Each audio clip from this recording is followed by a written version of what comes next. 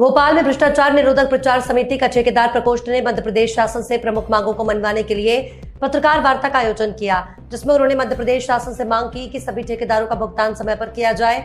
लड़की उनका कर्ज से या किसी भी तरह से आर्थिक, मानसिक और सामाजिक कठिनाइयों का सामना न करना पड़े। भ्रष्टाचार निरोधक प्रचार समिति ने बताया कि हमारे साथी पवन कुमार श्रीवास्तव ने राजधानी परियोजना प्रशासन संभाग क्रमांक 2 के सब डिवीजन नंबर 2 में लाखों का काम अपनाकर एवेल्युएशन किया था, जिसकी कार्यपालन नियंत्रित अधिकारी के आदेश अनुसार किया। उसी समय के प्रमुख अभियंता बघेल के सरकारी बंगलों में काम करवाया गया, जिसका भुगतान बड़ी कोशिशों के बाद अभी हुआ है।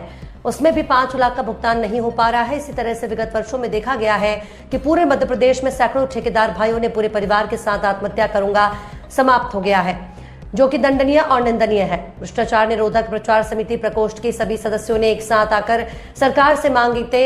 जिन ठेकेदार भाइयों का लंबे समय से भुगतान नहीं हुआ, सरकार से मांग है कि जिन भी ठेकेदारों का लंबे समय से भुगतान नहीं हुआ है, उनका भुगतान करें ताकि उन्हें कर्ज से मुक्ति मिल सके। मंत्री और उधर संगठन मंत्री हम लोगों ने एक भाई साहब के जो है आशीर्वाद से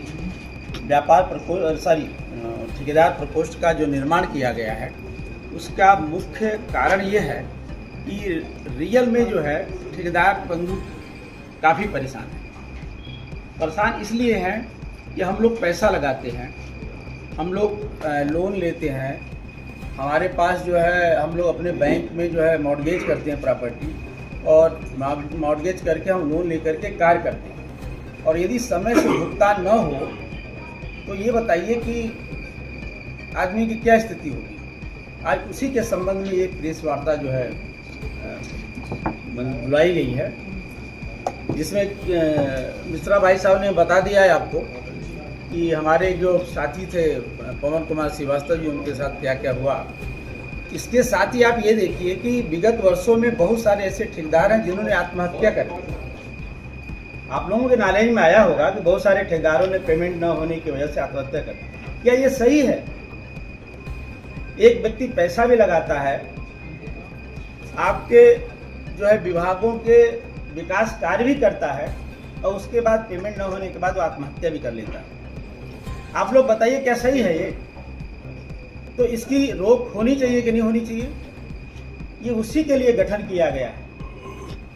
और इसके साथ साथ एक सबसे बड़ी विडंबना ये है कि कुछ बड़े अधिकारियों द्वारा अपने कुछ चहेते ठेकेदारों को काम देने के लिए जिस निविदा में कंडीशन नहीं लगाना चाहिए, उसमें कंडीशन लगा करके और ऊंचे दरों पर उनको कार्य दे दिया जाता है।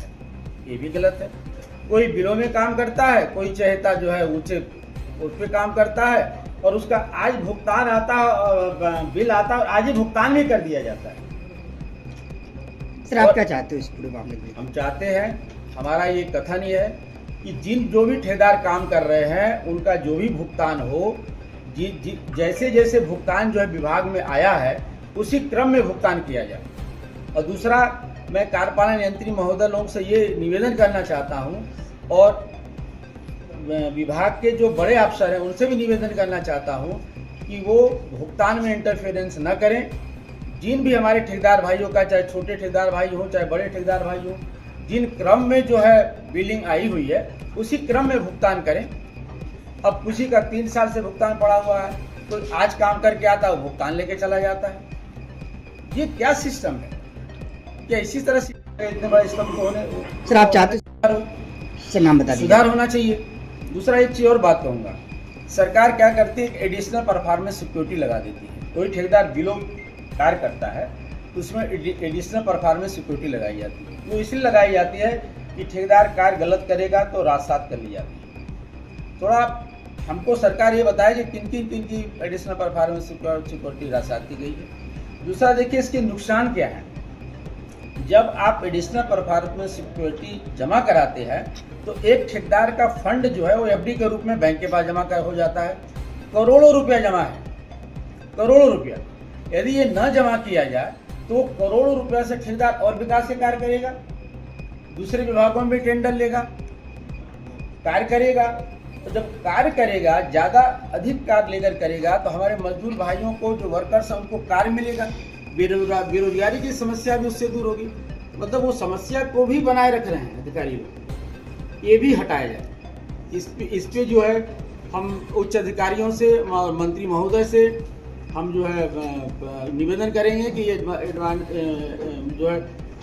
जो एडिशनल परफॉर्मेंस सिक्योरिटी जमा न कराई जाए और तरीके ढूंढिए, लेकिन आप पैसा को ब्लॉक मत करिए। और होता क्या, इसका नुकसान क्या है, यदि आप भारी भरकम जो है एडिशनल परफॉर्मेंस सिक्योरिटी आप जमा कराएंगे, तो जो छोटा ठेकेदार है, जिसके पास पूंजी नहीं है, वो कैसे ठेकेदारी करेगा? उसको भी तो ठेकेदारी करना चाहिए। हैं वो काम अपना ईमानदारी से करते हैं। ठेकेदार जो है अपने काम ईमानदारी से यदि नहीं करते हैं तो विभाग क्या करता है? या तो ठेकेदार को विभाग द्वारा गलत कार्य कराया जाता है। विभाग की इतनी बड़ी एजेंसियां वो क्या करती हैं? वो मॉनिटरिंग एजेंसियां क्या करती हैं? ये कार्य जो है, यदि ठेकेदार का कार्य तो है नहीं कि गलत काम करे।